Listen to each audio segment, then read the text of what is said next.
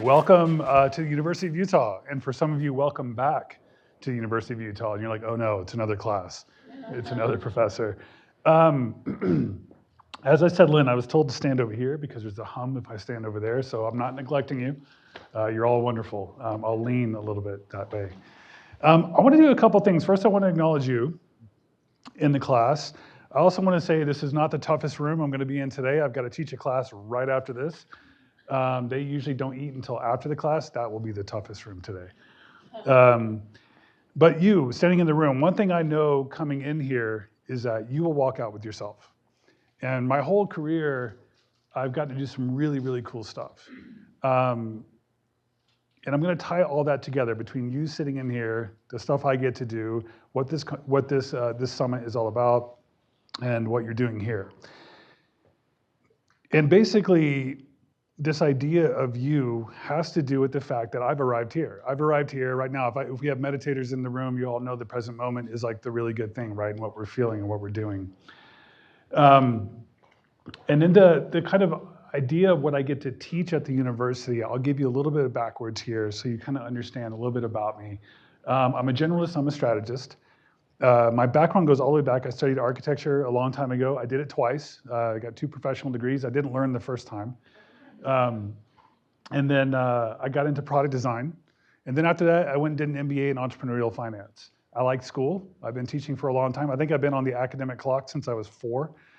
So semesters have been always a part of my life. But I've also gotten to practice quite a bit. And what has, like you think, okay, architect and goes to business school and all these things, what's the common thread here? It's a very straight line for me. I have been always interested in creative practice and creativity and creative strategy. And I'll frame that in a way by the 3 legs under the table. You all know that I'm teaching, I work on strategy. I'm also the former chair of the design department here on campus. And then I came over here to work on a special project with startups and doing an incubator here on campus. The other leg under my table that's really interesting though is I work not only with the kind of 18 to 25-year-old range of students, but I also work with a lot of CEOs and brand executives on creative strategy and innovation, helping people reframe and understand how they can get the most out of their teams. What I'm going to teach you today is a couple of tools that you can walk out with, and it's something I desperately want to get out to the world to get people to understand a little bit more about where we are, because something has shifted in the last year, and it's not just ChatGPT that has absolutely changed the classroom. I can tell you though, I teach a course on critical thinking and AI with one of our professors that runs the AI side of it. And we really bring it to the forefront and teach students how to use it responsibly and how to question it. And this will also give you some of that. And telling you everything that I do, it gets a little bit confusing, but ultimately let's just talk about creative strategy today and how we can look at things a little bit differently. The next mindset is what this is called. And the creative mindset is where I want to start. Then I'm going to move into the next mindset, and I think it'll make sense. 25 years will be this summer that I've been able to be in a classroom.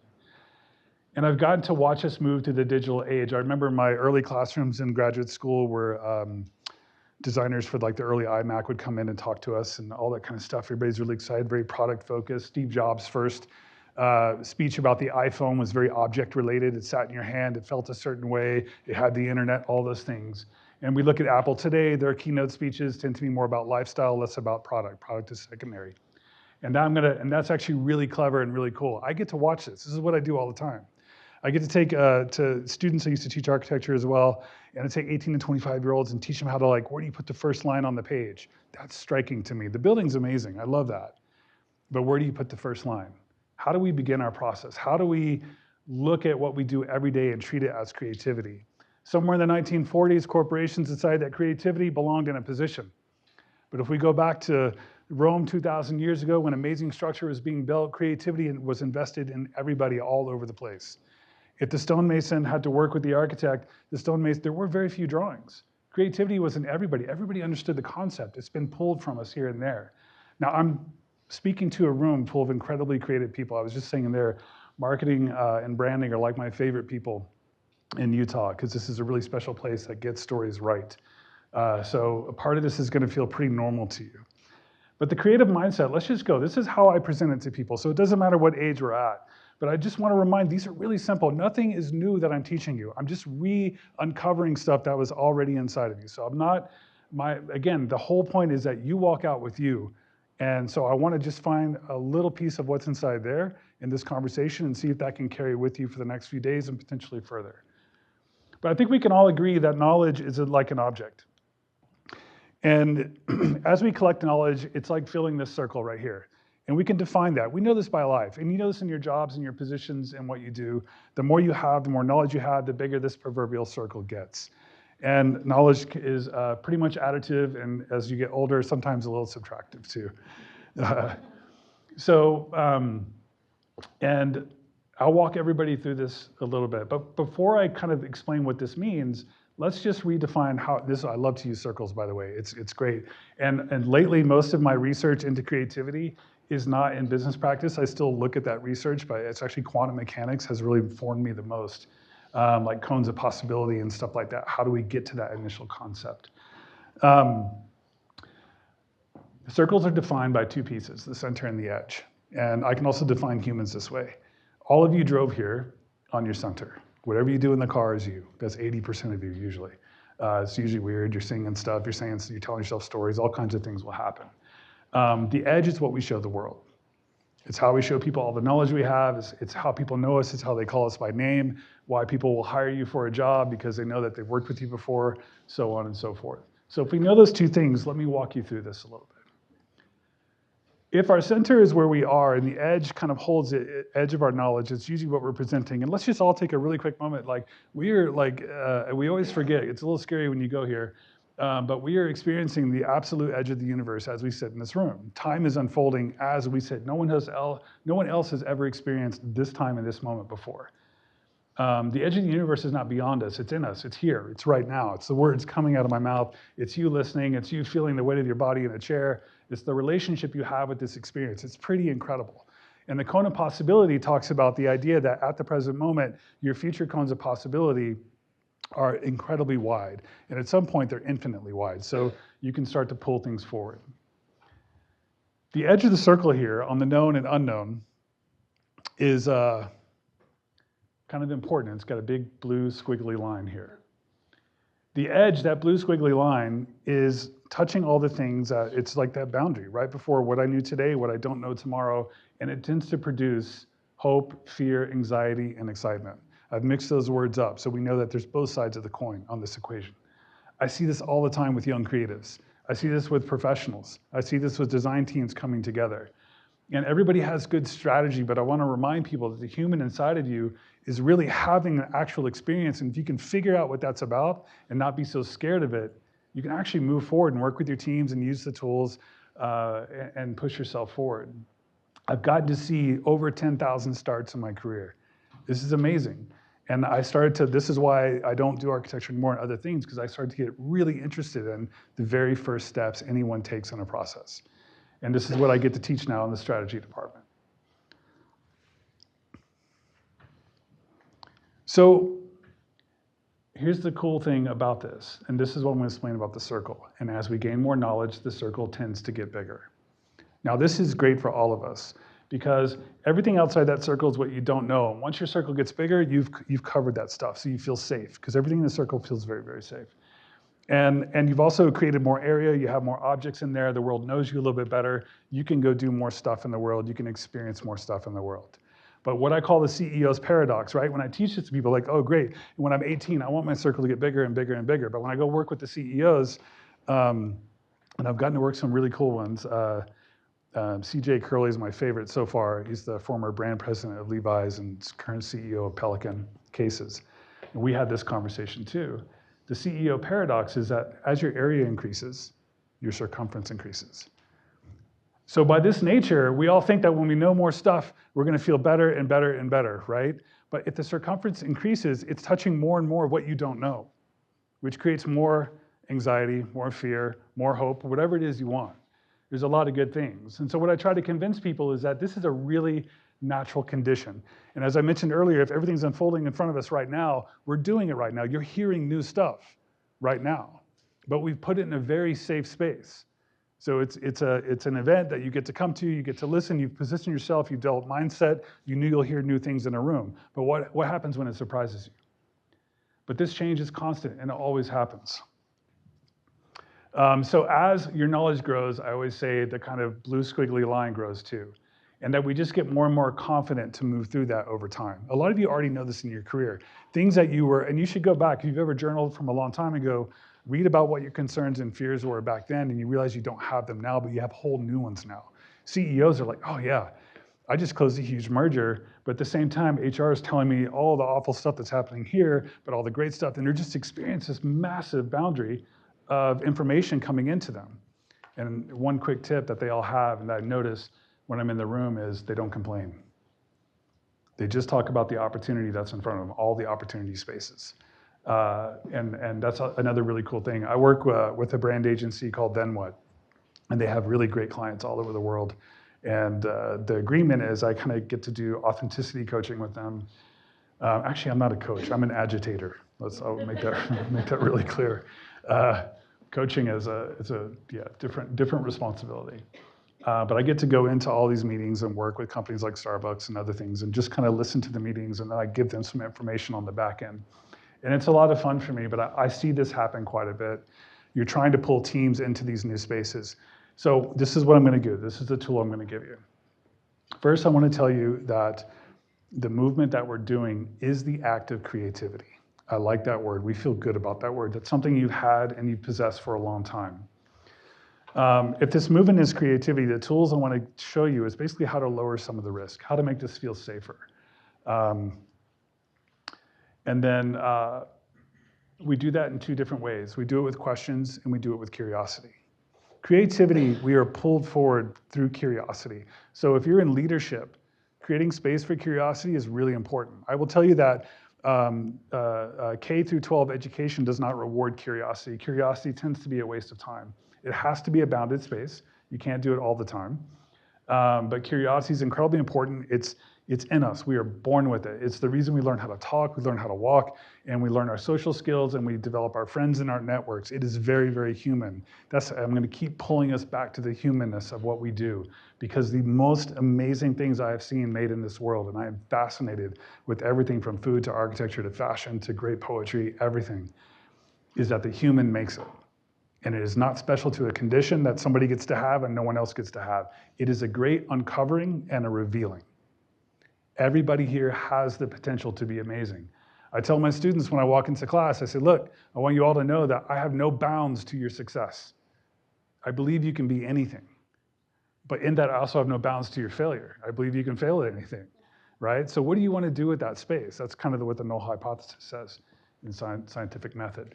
But questions will keep us safe, and curiosity will pull us forward, because we can't always just bound and run through that line really quickly. We can get in a lot of trouble doing that. We all had that weekend, right? So we'll talk about that. But I also want to come back to this word creativity, because I want everybody to own this word again. And I wrote these words to it that it just kind of came out of me, that it's beautiful, it's uncomfortable, which I absolutely love. It should be uncomfortable. No one moves past the boundary of knowledge without being uncomfortable. And we should become comfortable with that, right? If I have runners in the room, you know what that's like. You run long enough, the uncomfortableness becomes what you crave. It is natural, it's wild, there's potential in wildness, there's beauty in wildness. It is also incredibly calm, and then I like to put the word powerful, because I believe those two words, calm and powerful, go together. So with that being said, curiosity is your curriculum. We were going to end here too, but let me move into this. Let's talk about the next mindset. So that's creative mindset. It's all about pushing past that boundary. The next mindset is interesting because as I tell my students, about just over a year ago, their whole world's changed. AI came into the equation, and all of a sudden they could write their papers and they can do this stuff. And I saw this really interesting thing happen. Everybody obsessed over the answers AI could give you. And I just said, okay, this is really going to separate people. A lot of faculty got concerned because projects and papers were getting written and no one was really investigating the classroom, and they were like, we need to punish the students, we can't do AI. I think Italy shut AI down for a minute, like ChatGPT. And I said, no, we all know that this is inevitable. Let's not do that. Let's start to figure out how we can change our classroom. Let's start to figure out how we can let the students use this. That's why we developed a course in it, and that we can actually take them to the next level. If you're old enough to remember when calculators became cheap enough to afford, everyone complained no one would learn math. But you know what calculators did for us? Do you know what spreadsheets did for us and the idea of math? It allowed us to go deeper into subject matter. It allowed us to ask better questions. The mind could expand faster. That's what happened. I don't think we lost out, I think we gained. So a lot of us in this room today, and there's a few of you I can see in the room, I see there's a few students in here too, we grew up in what's called knowledge scarcity. When I went to school, if I needed to know about a building or a product or a design or a method or a technique, I had to ask a human being. By the time I got to graduate school, I could ask Google. And reasonably, it would give me some kind of response and send me somewhere. Knowledge scarcity, we couldn't get it. You had to know someone, and all of our social systems, everything was built around that. If you wanted a job, you had to connect with people, and people had to know you. We all know that 75% of jobs are had through some third-party reference. Someone knows you or something like that. A little spit's coming out. I apologize if I hit anybody. This is not a Gallagher show. If you remember that. Okay, I'm really dating myself today. But knowledge scarcity is a big deal. It disappeared last year. It absolutely disappeared. I'm pretty sure that I can go to ChatGPT and make a financial plan for the next 25 years and take $10,000 and potentially turn it into $1 million. We are sitting on a mountain, the mountain of gold we are looking for in knowledge. To fill that thing, that bubble's gone. It's there. We have it. The answers are there, and they are reliable. And we will find new ways to even be more creative with that. We have knowledge abundance. All of our systems are set up for knowledge scarcity. So what do we do with this? Don't worry, I'm not going to leave you hanging. I'm going to walk you right out of the room so you have a way to do it. It's going to make us feel really uncomfortable because it is the opposite of what we value in education and society. Taylor Randall came to me and said, how do we deal with this new kind of student population coming in? And I said, well, it's pretty simple. When you start to understand that knowledge is equal to intelligence, and we start to design the university that way, we'll have a whole different system. Because right now, universities are knowledge-based, right? It's all about what do you know and what do you know, and do we get to share what we know? So here's what we do. This is what I've been playing around with. And this is the thing here. When I came into the design world, again, I've worked on everything from marketing, branding to buildings. I was always trying to design the experience, and through that, I had to know the answer. This was always valued in the positions I had. And this is the frame set and the framework, and you can still go back and find books that are written about this. You'll be better if you can do these things. But what I encourage people to do now, and I'll walk you through this, is to design the relationship and know the question. And I'll explain what that means. Just have a minute here on this slide. It's better if you read it than me.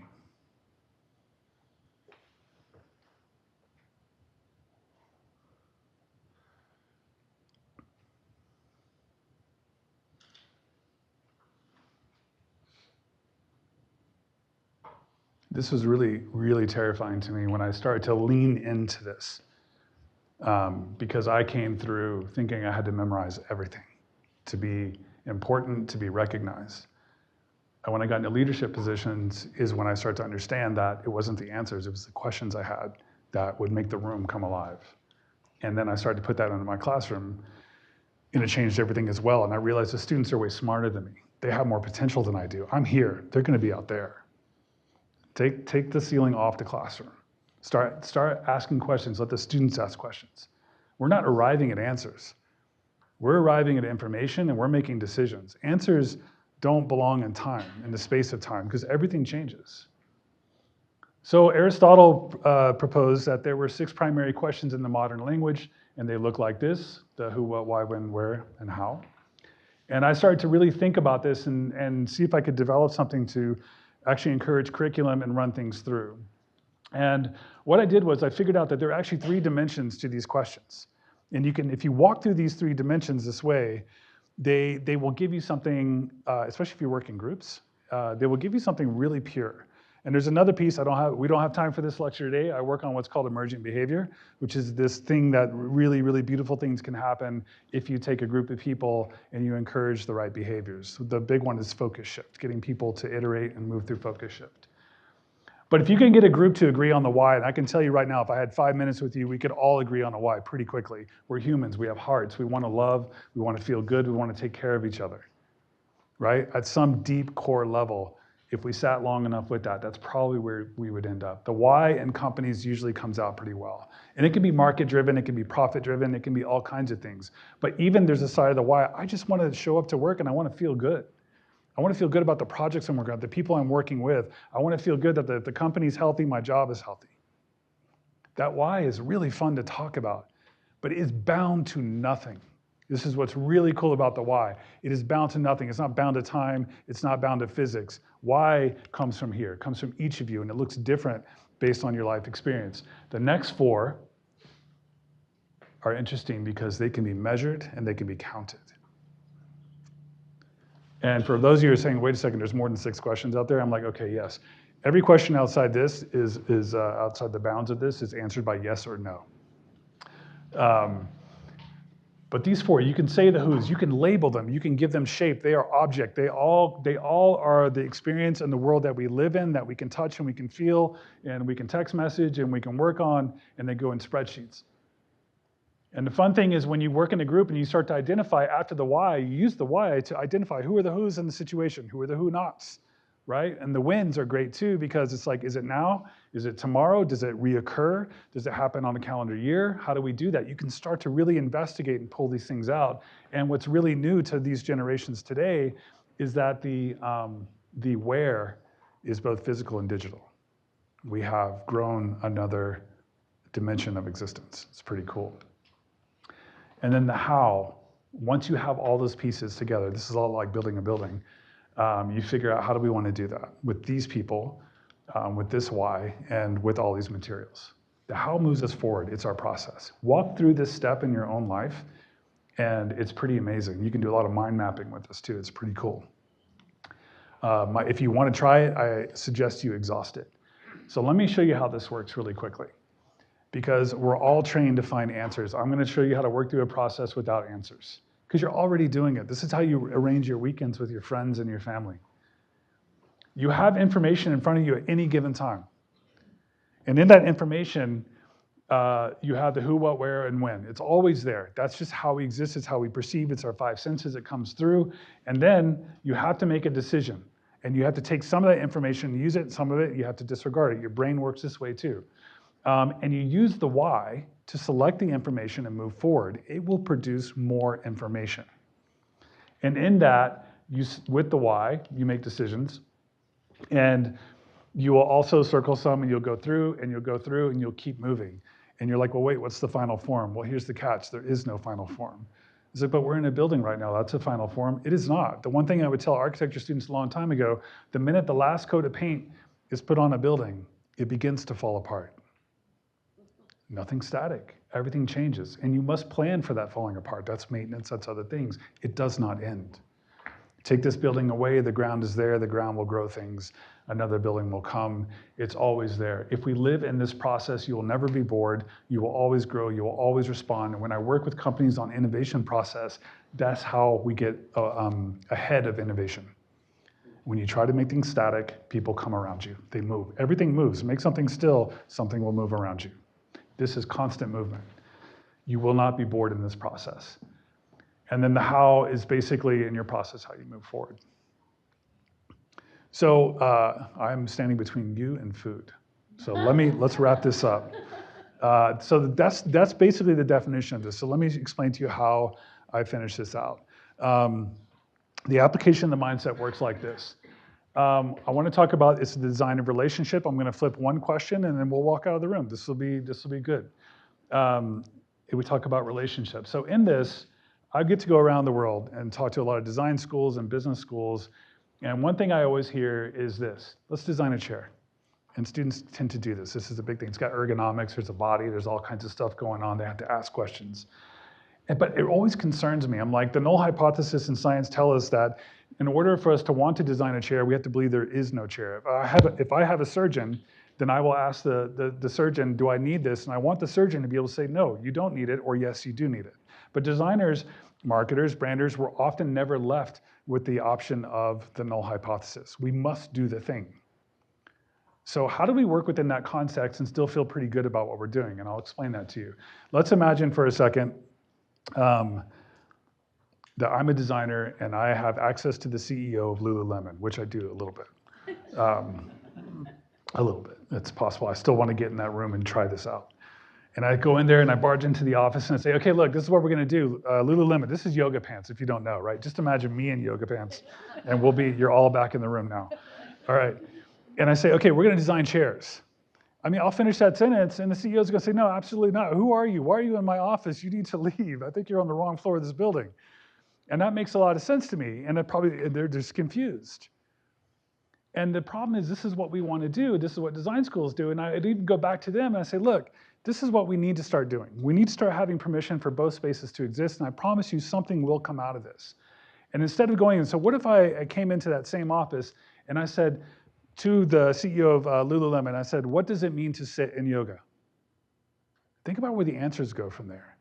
Well, we sit on the yoga mat. We sit on the bolster, right? The materials engineer, she will poke her head in and she'll say, but when we do our fabric studies for the pants, we also know that you're gonna sit and stand and sit and stand, so we have to make sure the material's there. All of a sudden, the conversation of sitting involves all of their products. But because I thought it was a chair, I couldn't see it. And when we use a question and don't define the object, opportunities in front, the cone of possibility is huge in front of you. What is the question in your work? That's what I want to get to as many people as possible. Let's not assume we're going for the object. Let's think about the relationship, because in that, all kinds of ideas can come out. I like Albert Einstein. To the circle definition, because he knew so much, he knew less than all of us. So what I will leave you with is this slide here. What I said earlier that I would end on is that curiosity should be the guide. Bring this back into your work. Use questions to help you out. You are all so incredibly smart. You have incredible tools. This is sometimes hard to walk into and it can feel uncomfortable, but I promise you if you sit with it, everything gets better. Thank you all for your time.